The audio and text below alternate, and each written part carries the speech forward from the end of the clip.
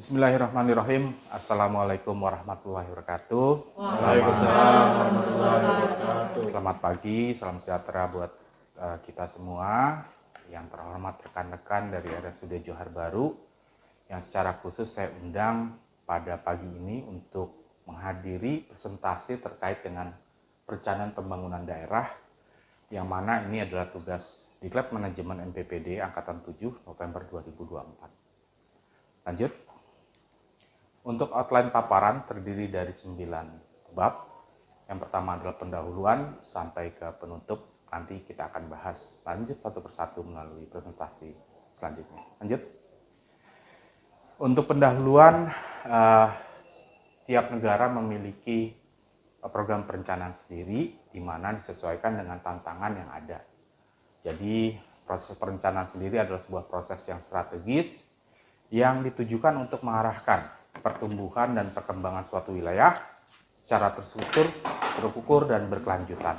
Dan terkait dengan berkelanjutan ini, salah satu yang modal yang harus kita menjadikan dasar dari perencanaan dari pemerintah Provinsi DKI Jakarta. Lanjut. Untuk kesesuaian prioritas pembangunan nasional dan daerah, kerangka besar dari sistem perencanaan pembangunan nasional, kita memiliki Undang-Undang Nomor 25 Tahun 2024 tentang SPPPN.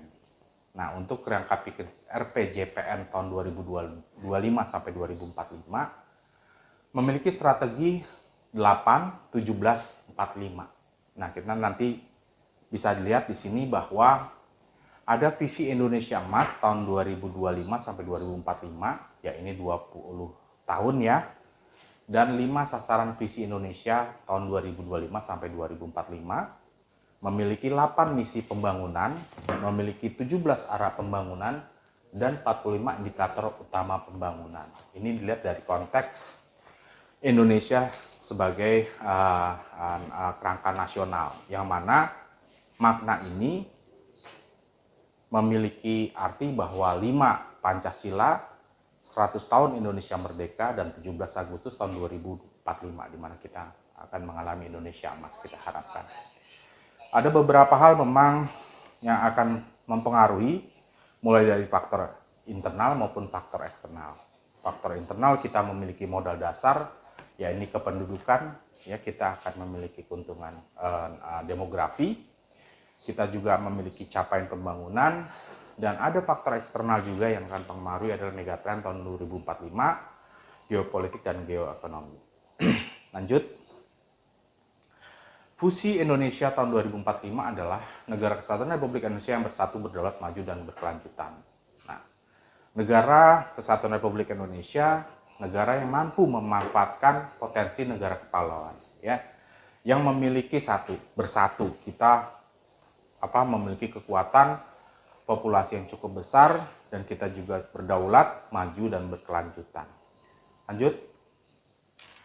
Untuk misi, agenda, dan arah tujuan pembangunan, visi emas 2045 mewujudkan negara kesatuan Republik Indonesia yang bersatu, berdaulat, maju, dan berkelanjutan. Kita memiliki transformasi Indonesia yang terdiri dari 3 misi, yaitu transformasi sosial, transformasi ekonomi, dan transformasi tentang tata kelola. Dan landasan teori transformasi sendiri itu ada 2, yaitu misi keempat dan misi kelima, yaitu supremasi hukum, stabilitas, dan kepemimpinan Indonesia. Misi kelima ada ketahanan sosial dan budaya ekologi. Sedangkan untuk rangka implementasi transformasinya, kita memiliki 3 misi, yaitu misi ke-6, 7, dan 8, yaitu mewujudkan pembangunan kewilayahan yang merata dan berkeadilan, mewujudkan sarana prasarana yang berkualitas dan ramah lingkungan, serta mewujudkan kesinambungan pembangunan. Lanjut. Untuk sinkronisasi keterkaitan dokumen perencanaan pembangunan, salah satu masalah besar yang dihadapi oleh Indonesia adalah begitu luasnya daerah, begitu multivariasinya suku bangsa dengan demokrasi yang tersebar luas, dan kita juga memiliki pemerintah pusat dan pemerintah daerah. Pemerintah pusat dan pemerintah daerah memiliki kewenangan sendiri-sendiri, tetapi harus memiliki outline, garis merah yang menghubungkan antara pembangunan nasional dengan pembangunan daerah. Nah, tentunya di sini isu tentang sinkronisasi perencanaan pembangunan menjadi isu yang krusial, di mana sinkronisasi perencanaan diperlukan baik tingkat pusat maupun daerah, terutama pada indikator makro pembangunan pusat daerah dan program serta kegiatan. Kita ada urutan secara nasional tentang perencanaan pembangunan adalah pertama RPJPN, Rencana Pembangunan Panjang Nasional, terus ada RPJMN, Rencana Pembangunan Jangka Menengah Nasional, dan Rencana Kerja Pembangunan. Untuk daerah sendiri kita ada RPJPD, RPJM daerah, dan RKP daerah. Lanjut. Sebagai contoh untuk pembangunan tentang sekolah, ya, di sini kita lihat bahwa dokumen perencanaan berdasarkan Undang-Undang Nomor 25 Tahun 2024, terus juga di sini ada khusus di daerah, kita akan melihat di daerah yang warna abu-abu, di mana RPJP daerah akan diturunkan menjadi RPJM daerah dan RKP daerah. RPJP daerah ini sifatnya juga 20 tahun mengacu pada RPJPN nasional. Ini sifatnya 20 tahun, kalau RPJM daerah mengacu pada RPJM nasional, RPJM daerah sifatnya 5 tahun, dan RKP daerah juga mengacu pada RKP nasional. Di dalam hal ini terlihat bahwa ada fungsi yang sama, yang sinkronisasi antara rencana pembangunan nasional dengan rencana pembangunan daerah. Sedangkan kalau yang sebelah kanan kita bisa melihat bahwa ini adalah dokumen anggarannya. Kalau di nasional sifatnya RAPBN, nasional, kalau di daerah cukup RAPBD, nanti akan disahkan menjadi APBD. Untuk kegiatan di bidang teknisnya akan berbentuk renstra dan renja di SKPD masing-masing atau OPD. Lanjut. Ini sinkronisasi dari pembangunan nasional dengan daerah, bisa dilihat dari atas pengumpulan arahan dari tingkat nasional ditambah dengan aspirasi daerah dan komitmen global. Lalu komitmen global sendiri kita ada penurunan emisi gas kaca. Untuk RPJMN dan RKP menjadi prioritas pembangunan dibagi beberapa program dan kegiatan prioritas yang tadi telah diterangkan 17845, dan nanti di tingkat OPD-nya menjadi Renstra dan Renja RKA. Untuk khusus yang warna biru ini kita menjelaskan tentang pemerintah daerah. Lanjut. Pembangunan menjadi divisi untuk mewujudkan kemajuan hidup berbangsa. Lanjut. Untuk pembangunan daerah sendiri, kita lihat ke sebelah kanan, target pembangunan provinsi, ada provinsi dan kabupaten, itu dilaksanakan oleh gubernur. Sedangkan pemerintah pusat dilakukan oleh menteri di bidang perencanaan. Lanjut. Untuk ciri perencanaan pembangunan daerah, kita lebih mengarahkan kepada pembangunan diperuntukkan untuk masa depan, asumsi yang logis, serta menyesuaikan lingkungan. Lanjut. Untuk kerangka logis terdiri dari 5 bagian, input, activities, output, outcome, dan impact. Di mana untuk input, kita pasti teman-teman pernah tahu 5M dan T, ya, man, material, method. Sedangkan activities adalah langkah yang diambil oleh pemerintah. Outputnya adalah keluaran yang bersifat bisa diukur, outcome dan impact. Kita lebih mengarah ke impact yang lebih luas lagi. Lanjut. Nah, tadi perencanaan pembangunan daerah, tadi ada 2, rencana pembangunan daerah sendiri, sifatnya RPJMD, RPJMD, RKPD. Sedangkan untuk rencana perangkat daerah sebagai turunan dari RKP, sifatnya adalah Renstra dan Renja. Lanjut. Isu yang lain adalah isu sebagai kota global. Jakarta termasuk salah satu kota besar di dunia, memiliki luas 660, tetapi yang paling kita lihat di sini adalah kita masih punya masalah terkait dengan pemukiman kumuh sebesar 9,23%, dan termasuk salah satunya adalah Kecamatan Johar Baru. Lanjut. Untuk permasalahan yang kedua yang cukup memprihatinkan adalah kualitas udara air dan rawan bencana banjir. Sebenarnya kita tahu bahwa Jakarta kita sekarang di bawah permukaan laut. Lanjut. Untuk Jakarta menempati tahun 2003 untuk Global City Index itu di angka 74. Jadi kita anggota 74 dunia. Kitanya masih stagnan, negara lain sudah berubah dan mereka yang naik. Kita yang masih tetap di situ jadi seakan-akan turun. Ini harus jadi stimulan buat kita. Lanjut. Ini framework kita untuk menjadi 20 kota besar global.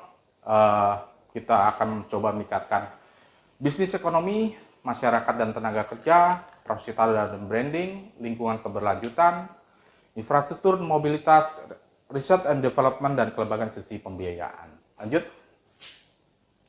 Perencanaan pembangunan daerah, kita ada dasarnya. Ya, untuk DKI sendiri kita RPD tahun 2023 sampai 2026. Kita mengikuti keputusan gubernur tahun 105 tahun 2022. Untuk Renstra PD-nya, itu kita memiliki surat edaran Sekda nomor 3 tahun 2022. Lanjut. Untuk sintesis isu strategis tahun 2023, kita memiliki 6 isu dari ketahanan terhadap bencana sampai ke pemerataan pembangunan. Lanjut. RPD dan Renstra, tujuan RPD tadi sudah dijelaskan. Lanjut. Untuk perencanaan pembangunan jangka menengah daerah, kita ada Undang-Undang nomor 23 dan Undang-Undang nomor Permendagri nomor 86 tahun 2017. 2000 tentang pemerintahan daerah, 86 tentang perencanaan pengendalian evaluasi yang sebagai dasar untuk kita membuat perencanaan. Lanjut. Ini latar belakang yang kita miliki, keputusan gubernur tentang penyusunan LPJMD. Lanjut. Perumusan isu strategis, ini bisa dilihat bahwa ada 6 isu besar yang memang harus dipecahkan dan kita lakukan analisa gap, causal loop, diagram, serta untuk meningkatkan finding leverage. Lanjut. Untuk visi jangka panjangnya, tahun 2040, tahun 2045 kita mencapai top 20 Global City Index. Upaya kita harus dimulai dari sekarang. Lanjut. Ini rekomendasi visi dan misi RPJMD. Lanjut. Ini APBD DKI yang kita butuhkan sampai tahun 2024. Tercatat kita anggarannya 74,9447 triliun. Lanjut. Nah, ini kebutuhan yang harus dipenuhi untuk mencapai kota global. Lanjut. Untuk pendanaan sendiri yang dibutuhkan oleh DKI, kita memiliki berbagai macam. Ya, salah satu yang menarik di sini adalah climate finance. Ini ya, pendanaan hijau. Lanjut. Untuk pinjaman daerah, kita sudah memiliki undang-undang dan peraturan pemerintah nomor 1 tahun 2004 tentang HKFN. Lanjut. Nah, salah satu hal menarik adalah paradigma pemerintah yang coba untuk membagi tugas pelayanan publik kepada swasta dengan sistem KPBU. Ya, jadi kalau istilahnya di bahasa asing itu public private partnership, jadi P3. Nah, ini yang coba dimajukan untuk memberikan pelayanan ke masyarakat. Lanjut. Ini perencanaan pembangunan daerah, bisa dilihat bahwa teman-teman memiliki beberapa tahap. Lanjut. Untuk bentuk implementasi dari SPBE, Sistem Pemerintahan Berbasis Elektronik, kita sudah memiliki integrasi e-government. Lanjut. Dan integrasi e-government ini kita ada e-musrenbang, ada smart planning, dan smart budgeting. Lanjut. Perencanaan pembangunan daerah adalah fondasi menuju pembangunan berkelanjutan yang inklusif dan merata, yang memerlukan kolaborasi dari semua pihak dan dapat menjawab tantangan global. Mungkin paparan saya selesai dengan penutup. Kita lanjutkan dengan tanya jawab. Silakan, ada 2 teman yang bertanya. Ya, silakan. Baik, terima kasih Pak Helu atas waktunya. Izin bertanya untuk saya. Tadi dijelaskan tentang visi misi Pak. Yang ingin saya tanyakan, bagaimana manifestasi visi misi gubernur terpilih dalam rencana pembangunan daerah? Ya. Terima kasih Pak. Terima kasih. Langsung saya jawab, itu isu aktual, apalagi hari ini, kemarin kita sudah melakukan pilkada. Nanti visi misi kepala daerah akan dicantumkan di dalam rencana pembangunan jangka menengah daerah, karena memiliki waktu yang sama dengan kepemimpinan kepala daerah tersebut. Jadi salah satu RPJMD itu adalah mengejawantakan janji politik, kampanye politik yang dilakukan oleh calon kepala daerah saat itu, kemudian nanti akan dituangkan oleh perencanaan pemerintah provinsi dalam bentuk RPJMD tentunya, dan harus disesuaikan dengan RPJMN nasional paling gitu. Makasih, ada lagi? Silakan. Ya, terima kasih Dr. Heludi atas kesempatan yang diberikan. Saya izin bertanya, bagaimana pendekatan perencanaan yang diambil khususnya oleh Pemprov DKI Jakarta untuk mencapai target-target yang telah disampaikan sebelumnya? Terima kasih. Ya, makasih pertanyaannya Dr. Rahmi. Untuk pendekatan perencanaan kita ada beberapa tahap. Yang pertama adalah teknokratik, yang kedua politik, yang ketiga aspiratif, yang keempat bottom up, top down, yang terakhir adalah bottom up. Pendekatan tersebut memiliki banyak aspek, terutama untuk teknokratik, karena kalau teknokratik itu berdasarkan kajian ilmiah dan kita tidak menutup kemungkinan untuk melakukan pemberdayaan masyarakat melalui penyerapan aspirasi yang tadi teman-teman sudah lihat di paparan. Kita memiliki musrenbang. Paling itu jawabannya. Makasih Dr. Rahmi. Dan selesai dengan tanya jawab tersebut, presentasi ini ditutup. Terima kasih perhatian dari teman-teman semua. Mudah-mudahan apa yang sudah diterangkan menjadikan informasi buat teman-teman bisa bekerja memberikan pelayanan lebih baik buat masyarakat Jakarta, khususnya di Johar Baru. Makasih, Dr. Taufik Walhidayah. Wassalamualaikum warahmatullahi wabarakatuh. Waalaikumsalam warahmatullahi wabarakatuh.